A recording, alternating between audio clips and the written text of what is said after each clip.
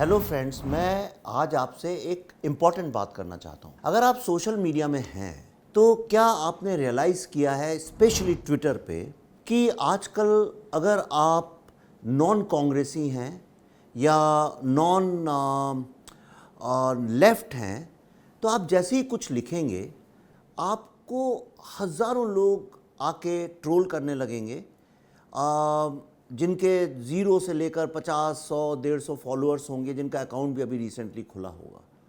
ये एक्चुअली सब बॉट्स हैं, जिनको जो प्रोफेशनल ट्रोल्स बोलिए या बॉट्स बोलिए या ऑर्गेनाइज क्लब्स बोलिए। यहाँ तक कि अगर आप बॉलीवुड के किसी एक स्टार, जिनकी अभी फिल्म भी आई थी, अगर उनके बारे में कुछ भी लिखें तो आपके पीछे ये लोग मधुमक्खियों की तरह पड़ जाएंगे और आपका जीना मुश्किल कर देंगे। ये क्या है? इसको आप अलग इंसिडेंट मत देखिए, आप 2-3 चीज़ें एक साथ जो हो रही हैं उनके साथ जोड़िए।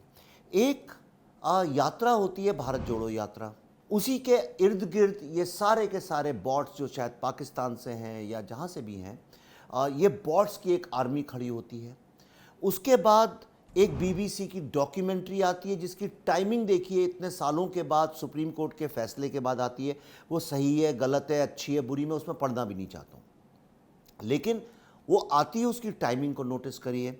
उसके बाद फिर एक सर्वे या रिपोर्ट एडिनबर्ग का आता है जिसमें अडानीज के अगेंस्ट होता है। इसमें कोई शक नहीं है कि भाई अडानी के कोई प्रॉब्लम्स होंगे जिसके बारे में उनने बात की होगी या नहीं रहे होंगे, मैं उसमें नहीं घुसना चाहता हूँ। मैं इकोनॉमिक एक्सपर्ट भी नहीं हूँ, स्टॉक मार्केट भी नहीं समझता हूँ, लेकिन उसको एज अ टूल पकड़ के, उसको एक डूबते को तिनके की सहारा की तरह से यूज़ किया जाता है और भारत की इंडस्ट्रीज़ को तोड़ने का एक वहाँ से सिलसिला चालू होता है। आखिर ये सारी चीज़ें जो हो रही हैं, एक के बाद फिर कई सारे इंटरनेशनल न्यूज़पेपर्स और मैगजीन्स उसको अटैक करते हैं। इसी में आपको एक चीज़ और बताता हूँ जो उसके पहले हुई थी। मेरी फिल्म थी कश्मीर फाइल्स, उसको लेके आपने देखा होगा किस तरह का सडनली कैंपेन्स होती हैं, एक साथ हज़ारों लोग उसको अटैक करेंगे, फिर थोड़े दिन शांति, फिर अटैक करेंगे। तो इसलिए मैं क्रमशः इस पैटर्न को फॉलो कर रहा हूँ और मैं अर्बन एक्सेल्स पे काफ़ी रिसर्च भी करता रहता हूँ। तो मैं आपको जो समझाना चाहता हूँ वो ये है कि ये सब 2024 की तैयारी है।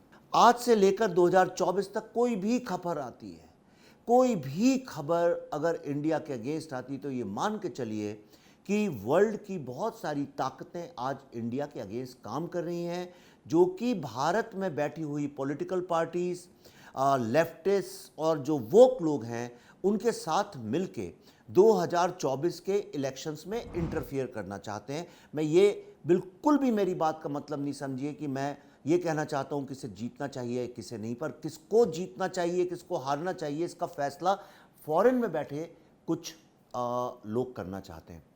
सो let me just explain it to you very quickly why. The reason is, अब आप आज कि अगर न्यूयॉर्क टाइम्स की एक रिपोर्ट देखिए तो उन्होंने लिखा है कि अडानी के डाउनफॉल के बावजूद भी भारत की इकोनॉमी पे जूं तक नहीं रहेगा, और ये न्यूयॉर्क टाइम्स की हेडलाइन है और इसको लेके वो परेशान है, फ्रस्ट्रेटेड है। भारत की इकोनॉमी पोस्ट कोविड वर्ल्ड में, जहां एक तरफ यूक्रेन और रशिया के वॉर के कारण पूरा यूरोप की इकोनॉमी आज एकदम बुरी हालत में है, अमेरिका की इकोनॉमी गिर रही है, चाइना खुद परेशान है अपने मॉन्स्ट्रस ग्रोथ को लेके, अपने ज़ीरो कोविड पॉलिसीज़ को लेके, और जो इस्लामिक वर्ल्ड है वो भी परेशान है कैसे ऑर्थोडॉक्सी से निकल कर लिबरलाइजेशन की तरफ जाएं। लेकिन उस बीच में एक कंट्री है भारत, इंडिया, जो कि सडनली शाइन करती है और IMF हो, वर्ल्ड बैंक हो, वर्ल्ड की जितने भी प्रेडिक्शंस और सर्वेज और रिसर्च हैं, प्रोजेक्शंस हैं, उन सब का मानना है कि India is going to be the fastest growing economy in next 5 to 10 years and already we are the strongest most powerful economy. मैं अमेरिका जाता हूँ, यूरोप जाता हूँ, वहाँ के लोगों में इतना डिप्रेशन है, इकोनॉमिक डिप्रेशन फील होता है उनके चेहरे पे। पर अगर कोई इंडिया आए तो आपको होटल्स नहीं मिलेंगे, गाड़ियाँ नहीं मिलेंगी, ट्रेन नहीं मिलेंगी, सब जगह सब बुकड है, मॉल्स भरे हुए हैं, और एक जो अपबीट माहौल है इंडियन मिडिल क्लास में, वो कोई पॉलिटिकल कैंपेन नहीं है, इट्स रियल थिंग। और इसके अगेंस्ट लोग भारत को हराना चाहते हैं। और इसको हराने का क्या तरीका? आप इकोनॉमी को तो गाली देकर नहीं जीत सकते हैं। द बेस्ट थिंग इज़ कि उस वक्त की जो लीडरशिप है, दे शुड बी डिस्क्रेडिटेड, क्योंकि वो लेफ्टिस्ट और लिबरल गवर्नमेंट नहीं है, एक राइटिस्ट गवर्नमेंट है जो कि इंडिया के बारे में केयर करती है और बाकी ग्लोब की पॉलिटिक्स के बारे में नहीं। तो उसको कैसे गिराया जाए? अब उसको गिराने का एक तरीका ये है कि आप पॉलिटिकली लड़ाई लड़िए, लेकिन जब आप पॉलिटिकली लड़ाई नहीं लड़ सकते हैं तो फिर जो उनके जो फॉलोअर्स या वोटर्स हैं उन लोगों को डिस्क्रेडिट करिए, उनको लेबल करिए, साइकोलॉजिकली डिफीट करिए। तो उसका सबसे इजी तरीका है हिंदुइज्म को गाली देना।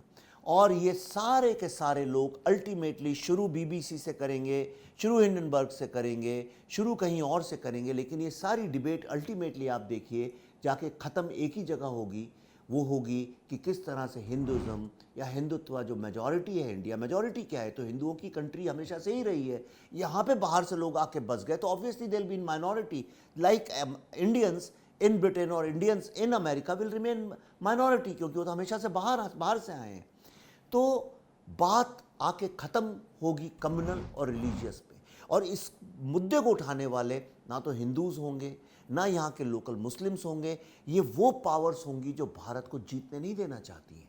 और इसीलिए मैं अर्बन नक्सल्स की लड़ाई हमेशा जारी रखता हूँ, इसीलिए मैं ये टेररिस्ट जिहादी जो ग्रुप्स हैं उनके अगेंस्ट लड़ाई लड़ रहा हूँ, क्योंकि अर्बन नक्सल्स, टेररिस्ट और वर्ल्ड के top corporates and economic powers के बीच में एक बहुत स्ट्रॉन्ग नेक्सस है जो कि इन टेररिस्ट ग्रुप्स को यूज़ करते हैं ताकि इंडिया में हमेशा इंस्टेबिलिटी बनी रहे और एक कॉन्फ्लिक्ट रहे।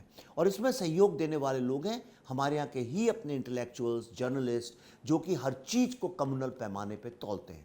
तो in the end, in conclusion, all you have to know is कि मुद्दा इकोनॉमिक है, मुद्दा इंडियन के डिफेंस से रिलेटेड है कि we are such a strong economy today, लेकिन उसको हराने की जो टैक्टिक और जो स्ट्रेटजी भारत के दुश्मन और भारत में छुपे हुए हमारे दुश्मनों के साथी हैं, वो इसको यूज़ करना चाहते हैं कम्युनल और रिलीजियस लेवल पे, क्योंकि वो एक इतना सेंसिटिव सब्जेक्ट है जिसमें आप सामने वाले को चुप करा सकते हैं।